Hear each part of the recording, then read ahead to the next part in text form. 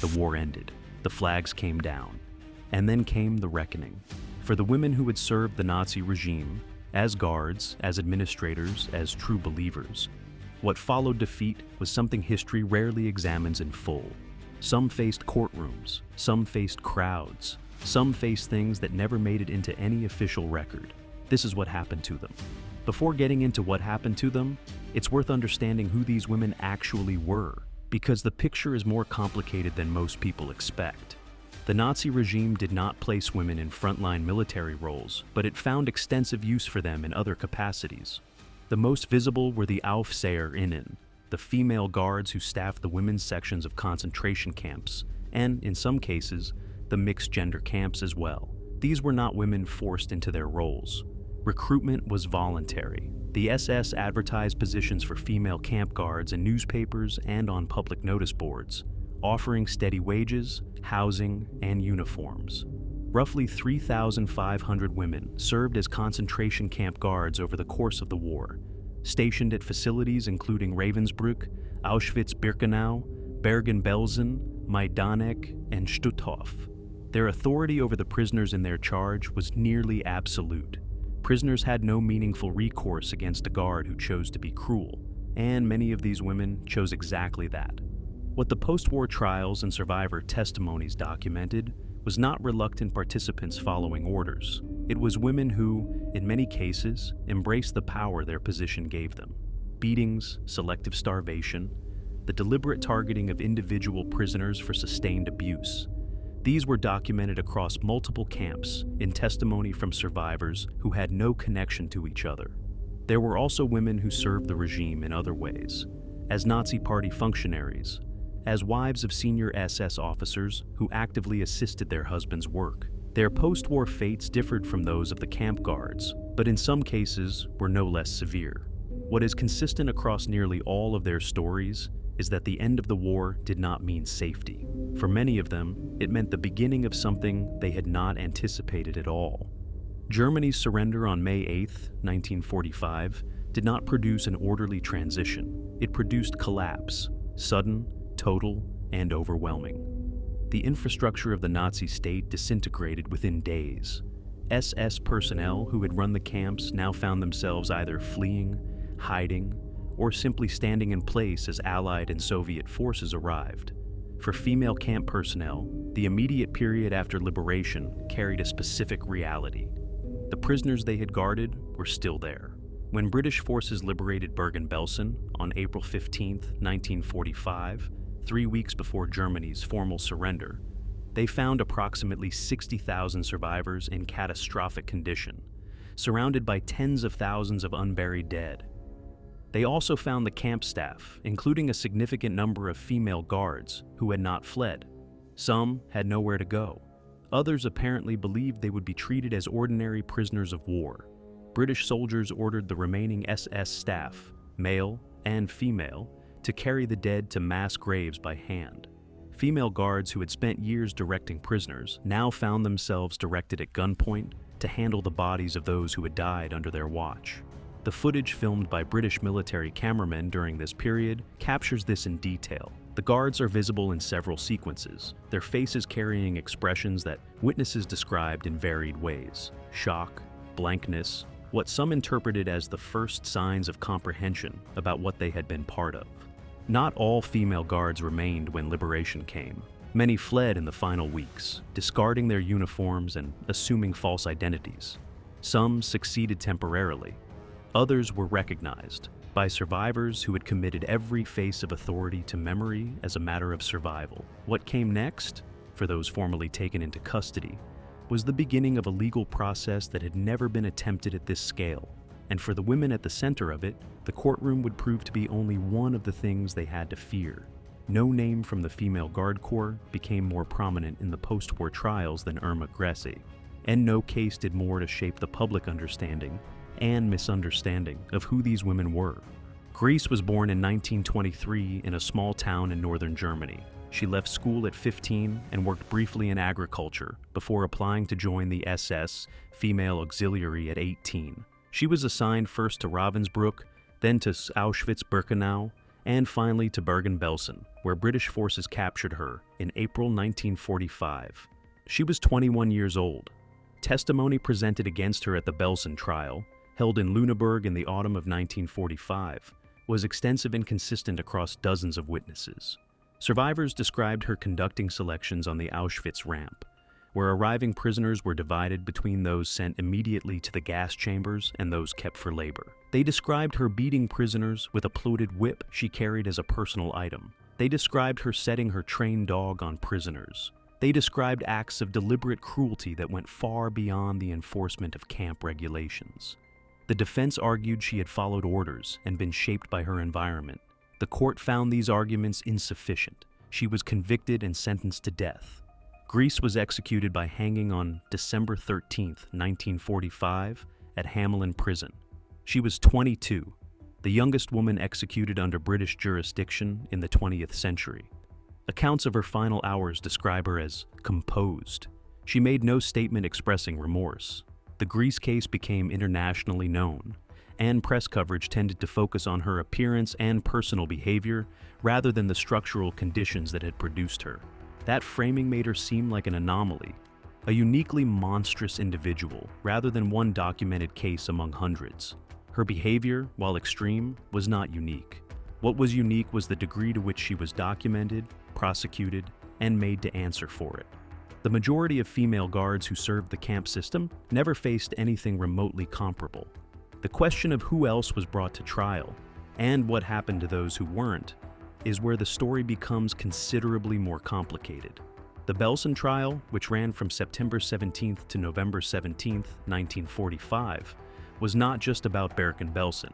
It addressed crimes committed at both Bergen-Belsen and Auschwitz-Birkenau, because many of the accused had served at both camps. 45 defendants were tried in total, 30 men and 15 women.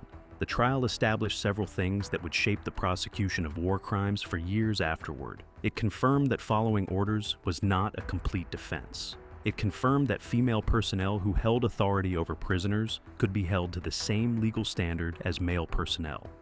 And it produced a record, survivor testimony, documentary evidence, physical evidence gathered at the camps themselves, that made denial of the basic facts essentially impossible. Of the 15 female defendants, 3 were sentenced to death and executed. Beyond Irma Gray's, Juana Bormann and Elizabeth Volkenrath were also hanged at Hamelin in December 1945. Bormann, who was in her mid-40s at the time of her execution, had served at multiple camps, including Auschwitz and Bergen-Belsen. Testimony described her allowing her dog to attack prisoners in incidents that resulted in deaths. Volkenrath had risen to a senior supervisory position in the female guard hierarchy at Auschwitz and Bergen-Belsen, and the evidence against her covered both the selection process at Auschwitz and specific acts of violence at both facilities. The remaining female defendants received sentences ranging from life imprisonment to terms of years. Some were released well before their sentences were completed, as the political climate of the early Cold War shifted priorities.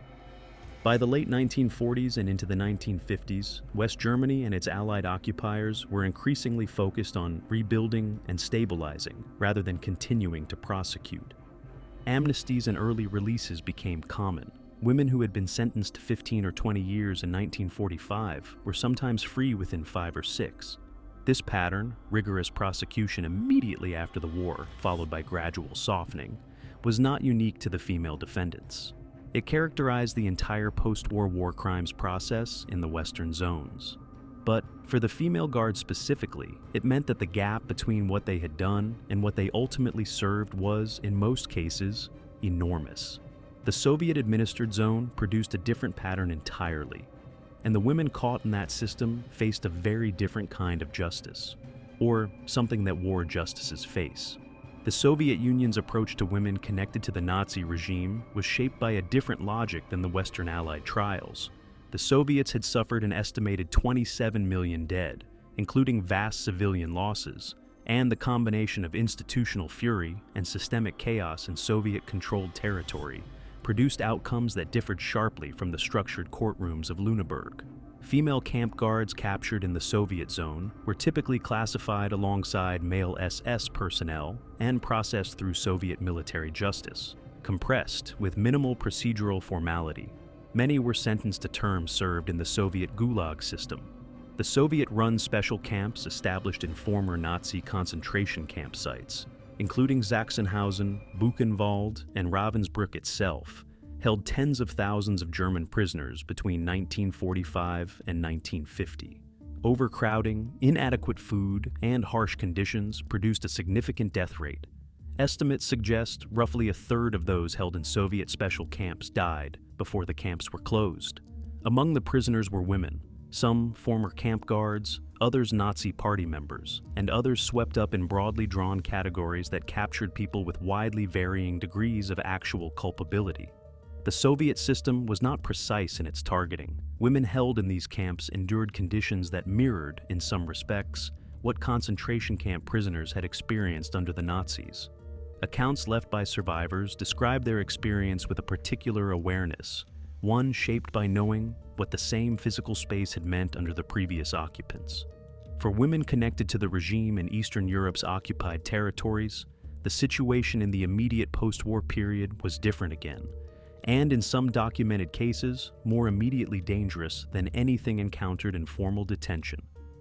In the liberated territories of Eastern Europe, the end of the war did not produce a calm transfer of authority. It produced a moment, sometimes hours, sometimes days, in which the structures of law and order were absent, and the people who had spent years under Nazi occupation were free to act on what those years had built up inside them.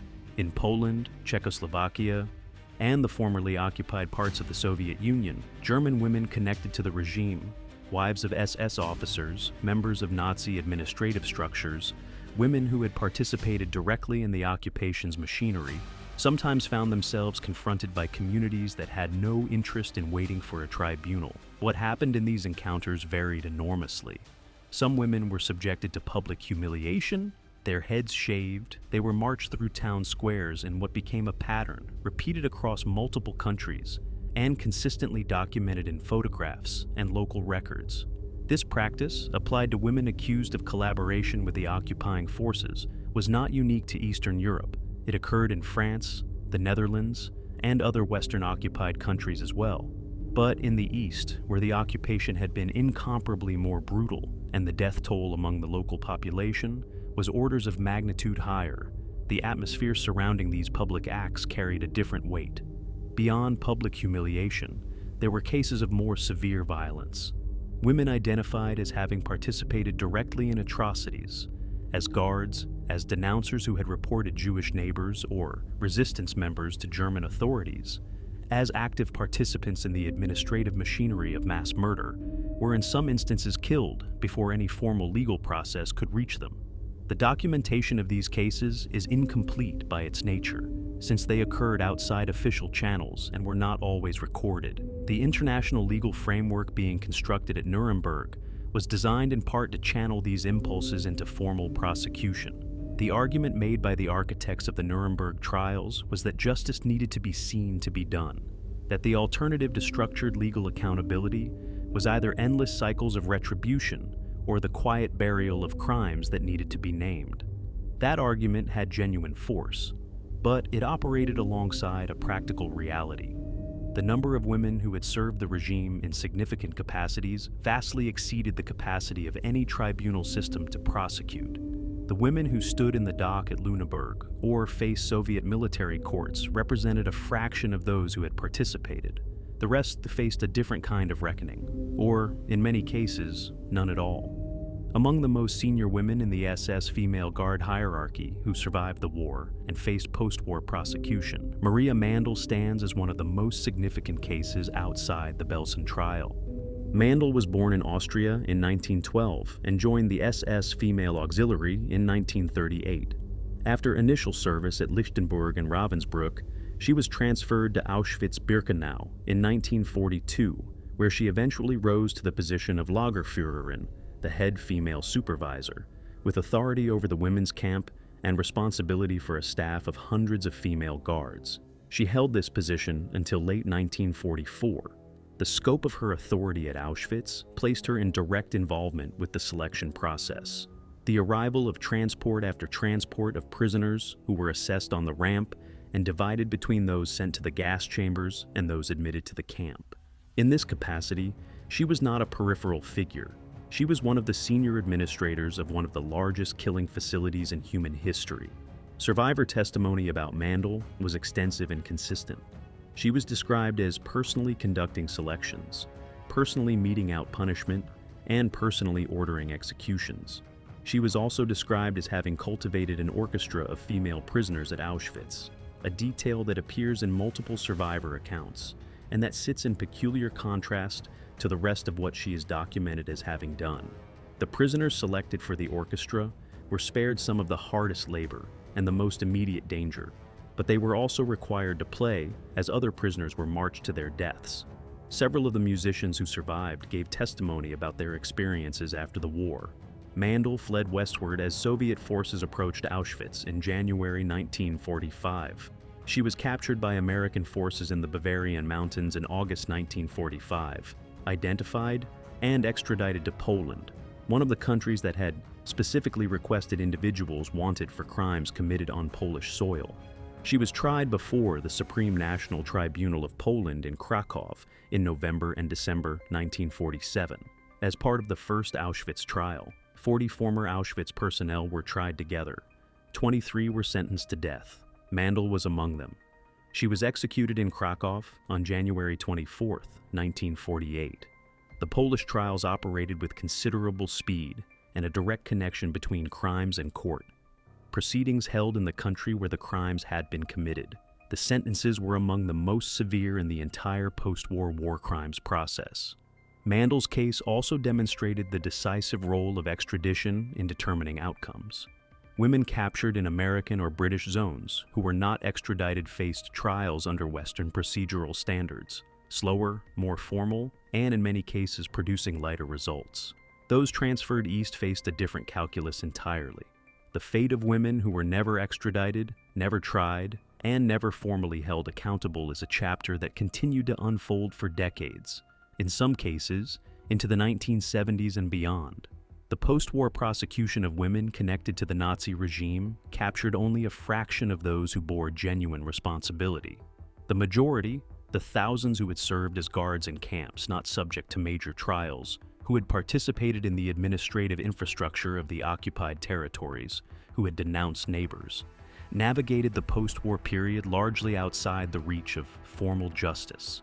Denazification, the Allied program designed to identify and remove those who had actively served the regime, processed millions of Germans between 1945 and 1948. But it was overwhelmed by scale. With millions of cases to review and limited resources, it became increasingly perfunctory. By the late 1940s, it was effectively a paper exercise in which the vast majority received classifications that allowed them to resume normal life.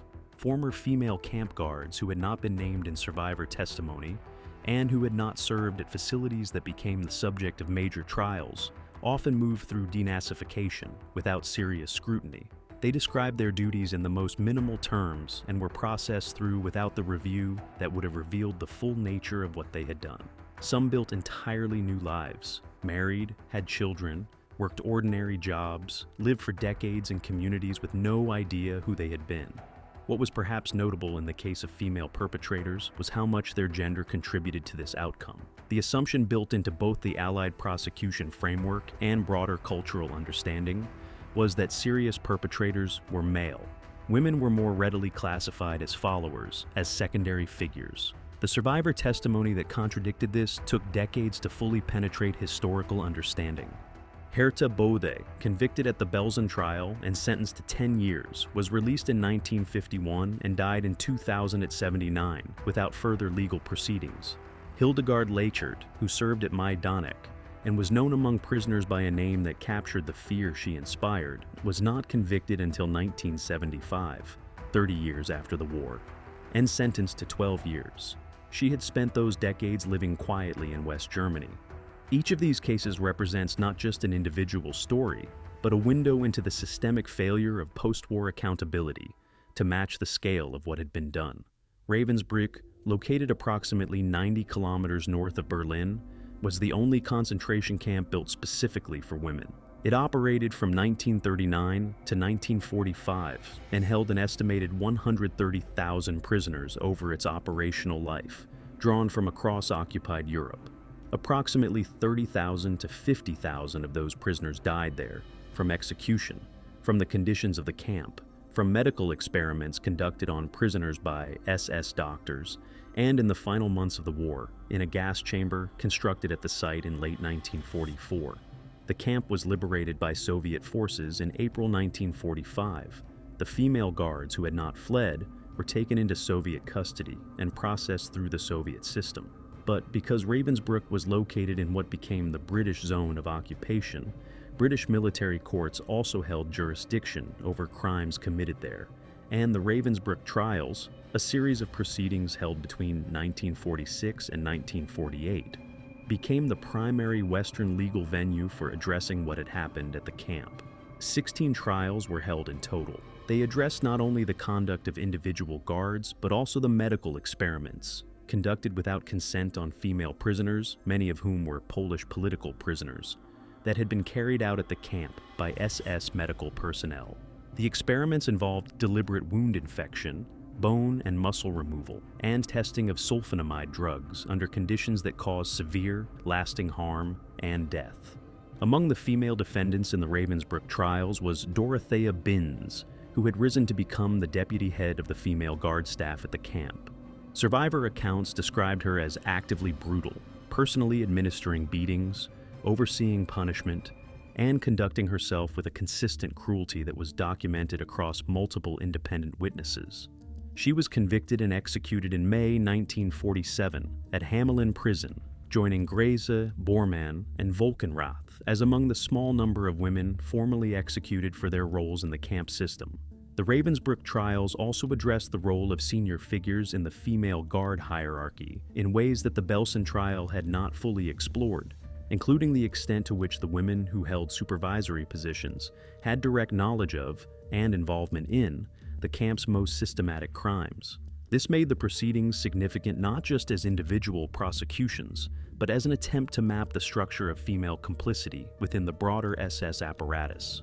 What the trials could not address was everything outside their evidentiary reach: the years of daily violence, the individual acts that had no survivor to testify about them, the deaths that left no record other than a number added to a tally.